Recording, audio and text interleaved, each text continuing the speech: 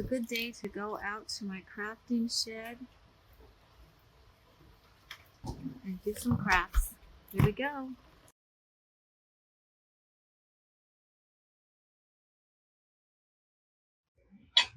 Hi, it's Michelle again, the Clumsy Crafter, Crafting and Mental Health. So we're going to have a great session today. I'm going to talk to you about how to cure stonewalling. Now, we'll talk a little bit more about that. First, I'm going to just take you down to the mat, and we're going to take a look at what we're going to do today for our crafting. So here's what I found. I found what's called veneers. Veneers are where you make certain patterns and you roll them out flat and then you save them. So these are some veneers that I've made in the past. And they were fun to make. I didn't want to throw them out, so I saved them. I've had these for quite a while. And one that I really liked was this one right here, which is called a Skinner blend. And I'm going to do something that I saw Teresa Salgado do on a video.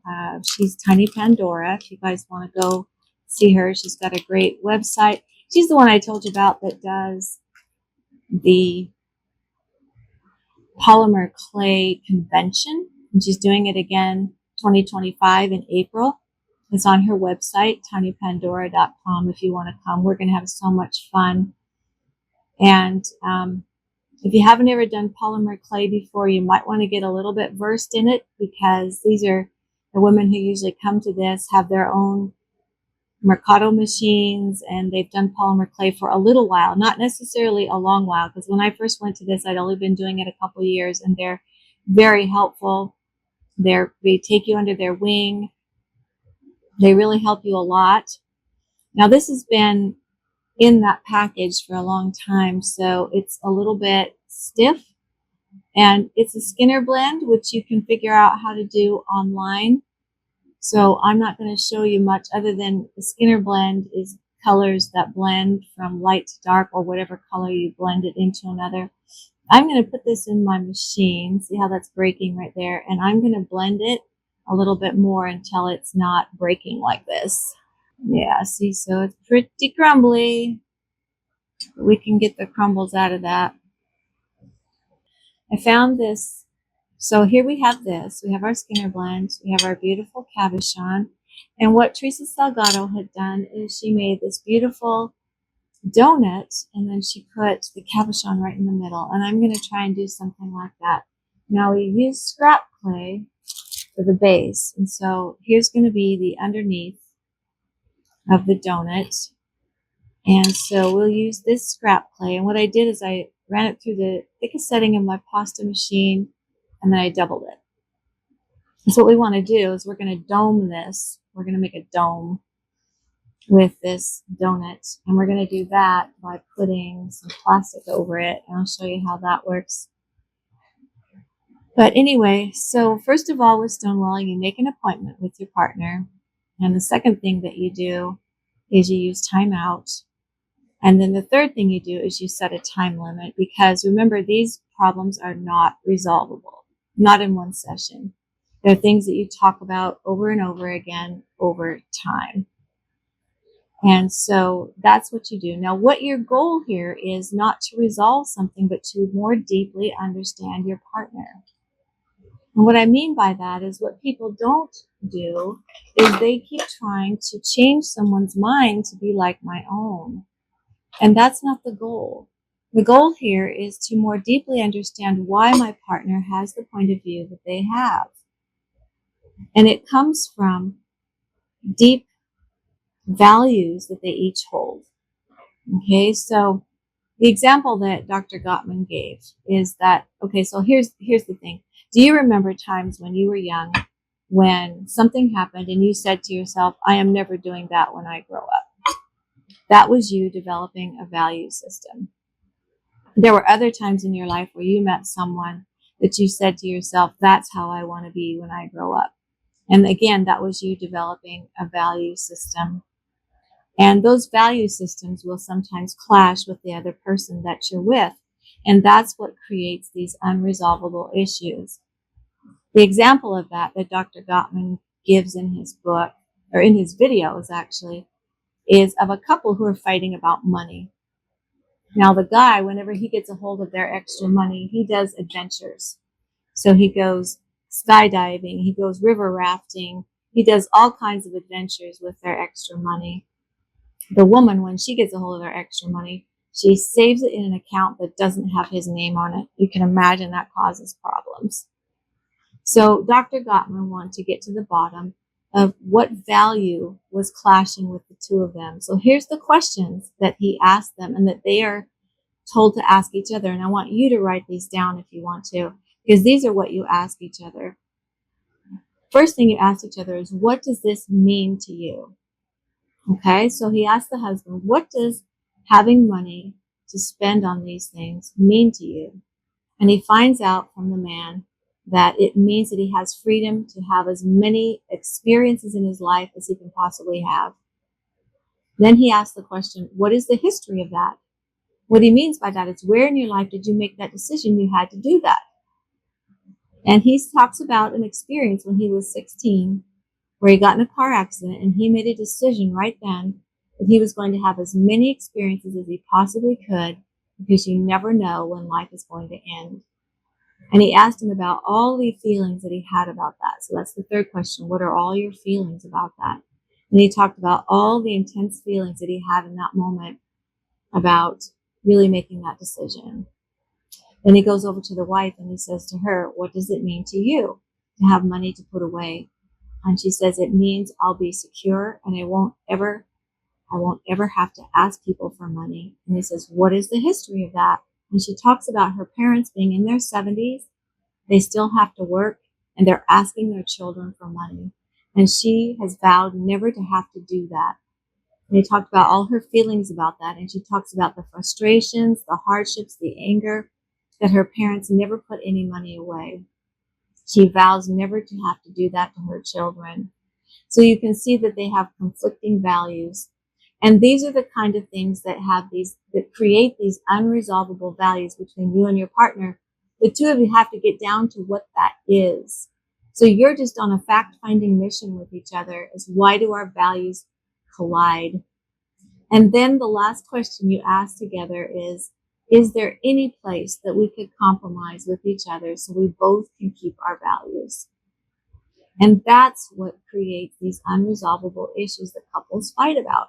Now, if you're going to continue to need to be right about that, it's not going to work. What Dr. Gottman did is he helped them. He helped them to find a way that each of them had money for both of their values. And that's what you're looking for. My husband and I have had issues that really just resolved after 15 years of marriage just recently. And I was just surprised that we hadn't thought of it sooner.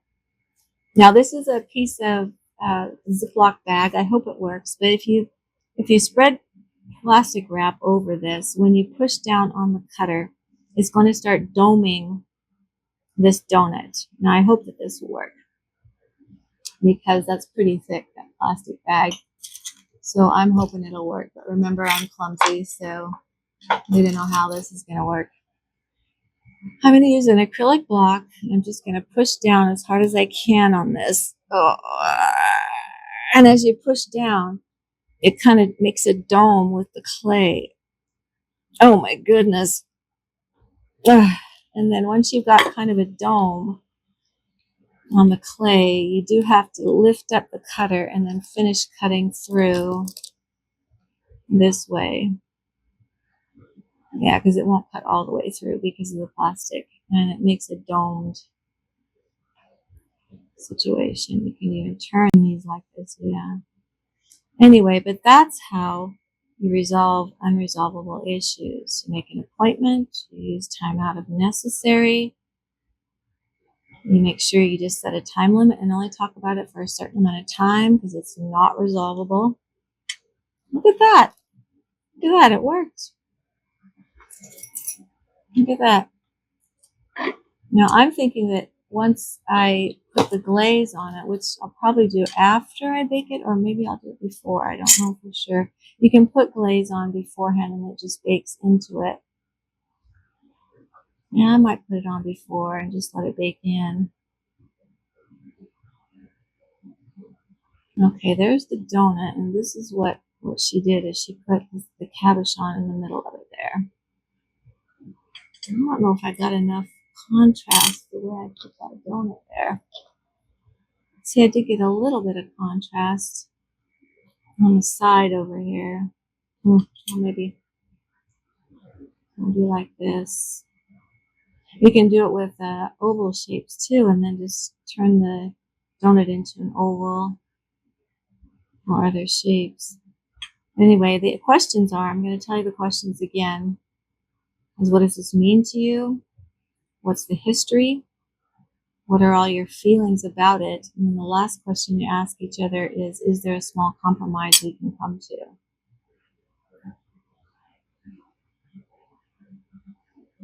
Oh man, I got a fingernail mark in there. Let's see if I can get that out of there. Oh man.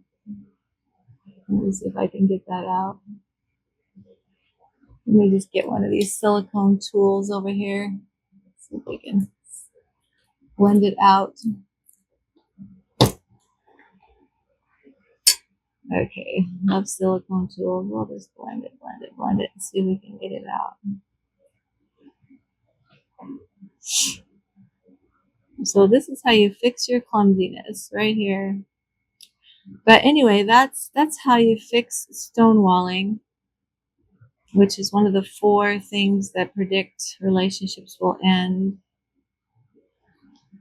Yeah, so I know you guys are going to have questions about that, and you're welcome to email me, clumsycrafter4u@gmail.com, with your questions, and I'll try to answer them. Be sure and give me permission within the email to at least use a first name and an initial, or just a first name, as I answer your questions. But yeah, I'd love to give you whatever help that I can. I've been doing this for a long time, at least the counseling part. The crafting part, not so much. But we're going to go ahead and I'm going to go ahead and put the glaze on it before I bake it, and just let it kind of bake in there. And we'll do that together. Oh my gosh, I can't get that stupid fingernail mark out of that. Hopefully the glaze will cover it. Oh, maybe we should roll it with the end of the roller here. It's helping a little bit. Oh, there we go. That's helping. Anyway, so again, the 4 things that end relationships 90% of the time was criticism, defensiveness, contempt, and stonewalling. We're going to talk a lot more about contempt because it has a lot of things within it, but essentially contempt is needing to be right, which causes yelling, screaming, putting people down.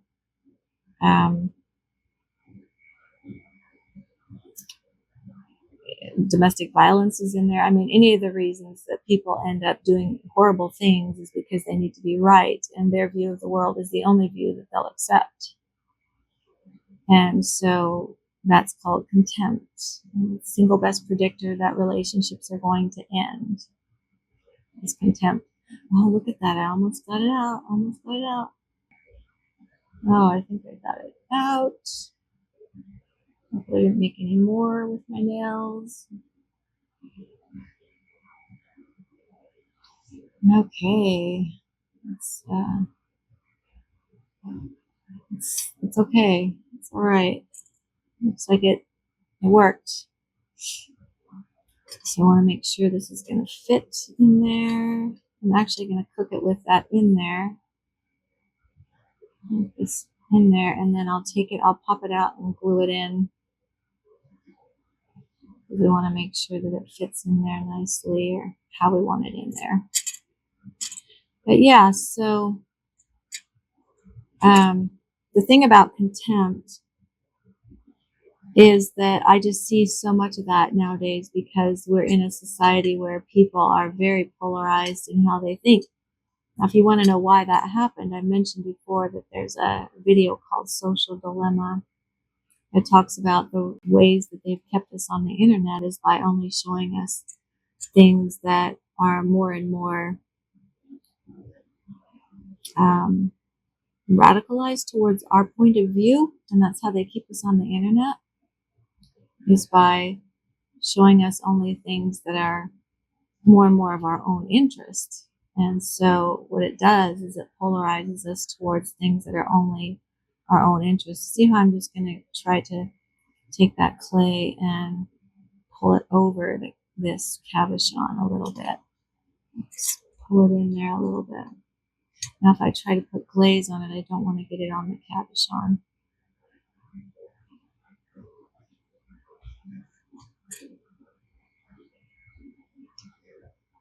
And so there's a lot of people going, a lot of that going on out in the world today, of people feeling like their point of view is the only point of view. And, even to the point of making up stories and, to villainize other people. And I think that that's really sad, because that's just not necessary. Look at it from the back. It's a bit crooked.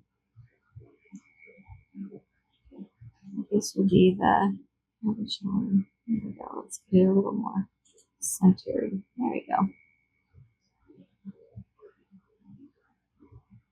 So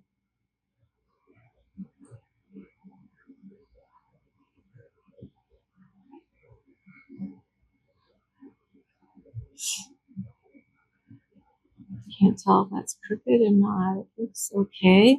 Let's just look at it here. Yeah, it looks okay. So I'm going to go ahead and get a tile for just a moment. Here we go. We've got a tile. And I think I'm going to put a little bit of glaze on this. So yeah, keeping that in mind, that's how you fix the stonewalling thing. And it takes some practice. And if you're in a new relationship, you want to practice that for sure, because if you just keep letting things go, your relationship will eventually end. Now, when I say a relationship will end, it doesn't mean it physically ends. Sometimes people just are two people living in the same home, in different rooms sometimes even in the same room, but they don't talk. And so that's what I mean by your relationship will end. The emotional intimacy part of it ends. And so that's the part that becomes kind of sad, is that you just don't have any more emotional intimacy. And that's the part that we want to prevent, because people won't talk to each other if they don't feel safe talking to each other. And that's just the way of it. We just don't do that. So let's just take this brush here.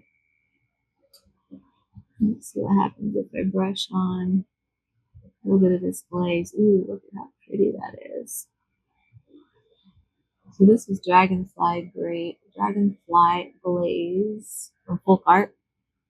Folk Art is really good paint. I'm just going to put that down there a little ways. I'm not going to put it over the cabochon.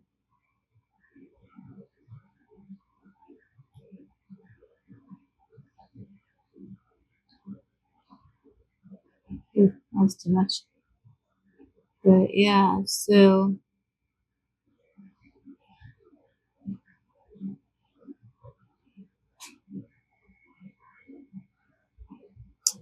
that's things to think about. Now, if your relationship is not going well and you don't feel like you can talk to your partner, you would want to get some kind of counseling for sure. Things to know, though, is if your partner won't go to counseling, you may be dealing with someone with a personality disorder. Because that's the thing about personality disorders, is to kind of know about them, is that a person, personality disorders are in an area of the diagnostic manual that doesn't have treatment. And the reason it doesn't have treatment is because the definition of a personality disorder means that someone doesn't have a way to take feedback. They'll always get defensive. Feedback would be ignored, or they'll get defensive, or they'll attack you if you give them feedback, or they won't take any responsibility for themselves. There'll be some reason that the feedback doesn't go in. And if you can't give someone feedback, you can't counsel them. And so that's why it's called a personality disorder. That's why there's no treatment usually. Now, there is treatment for borderline personality disorder, but generally with borderline personality disorder, it's after they've had a lot of really bad things happen to them that they finally come for treatment. And that was my specialty has been my specialty. One of my specialties is borderline personality disorder. You guys can look that up. We'll talk more about it in another session about what borderline personality disorder is and how you treat it. There's a certain dialectical behavior therapy is the therapy for that. And it's done with a combination of group and individual therapy. And I have another therapist who runs the groups that I collaborate with. And then I do the individual therapy. And we teach a set of 41 skills called dialectical behavior therapy. For some reason, that looks crooked to me. I hope it's not. Okay, so there it is. I'm going to put it in the oven at 270 for an hour. This is primo clay, I believe. I believe it is. I don't know what it is because I've had it for so long, but we're going to put it in there for that. And that is the cabochon. So what will I do with it after it's baked? I don't know. I'll probably glue a bail on it, and we'll hang it as a necklace. So if you want to ask me questions about borderline personality disorder, I can answer those as well. So there is our project that we just had from what I had laying around. And there we go. All right. I'll come back after it's baked and show you what it looked like. Okay? Thanks. Okay, Michelle here, just wanting to show you what came out of the oven from our experiment. And this is what I want to do with it. So what I'm going to do is use this thing called Gem Putty. This is from Tiny Pandora at tinypandora.com. And it's a UV resin putty that supposedly I can roll out like you've seen me roll it out here. Put it around the outside of this and then stick this to it. This is cup chain right here. See, it's cup chain. And stick this to it and then cure it in the UV lamp. So this is how that would happen, is we would stick it to the outside right here.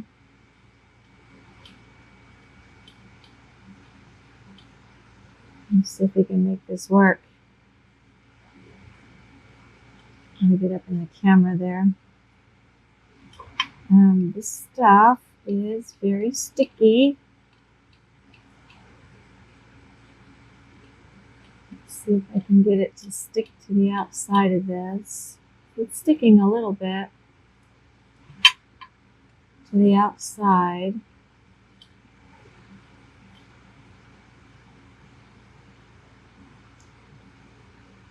And at the bottom is where we want that to stick. See, right there at the bottom.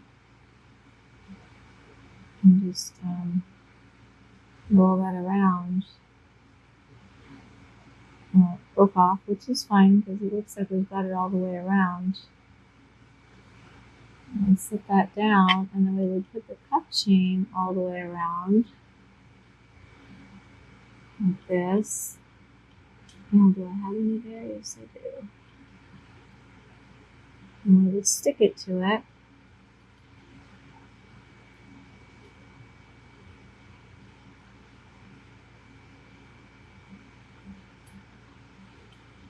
Stick it to that gem putty all the way around, and then we can cure it in the UV light. And you guys can email me and tell me what kind of questions that you have about mental health. I've got 20 years of experience there. I'm definitely a professional at that. not a professional at this stuff. But this is gem putty right here. I'm trying to stick on this cup chain with. See how that looks. Stretch it out here.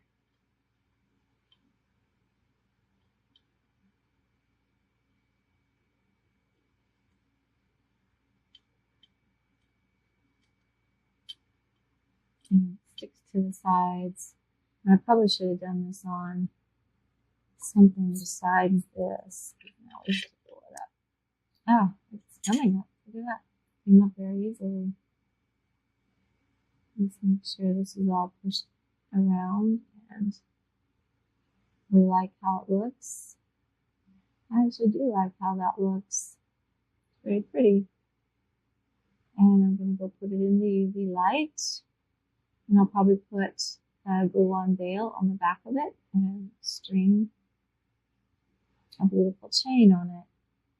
And that will be probably for sale in my eBay store. Look at that. That turned out so good, just out of things that we had on hand. Remember, I don't have everything on hand because we had to partially move out to clear things out for my house being on sale, for sale, because we're getting ready for a move. So I'm going to go now and see if this will cure in the UV light and stay attached. Okay, well, that's what we did. And I'm really liking that. I think that's absolutely beautiful. And that just came from scraps of stuff that we had lying around. Isn't that great? So for now, this is the end of this episode, and I'll see you in the next one. Clumsy Crafter, bye-bye.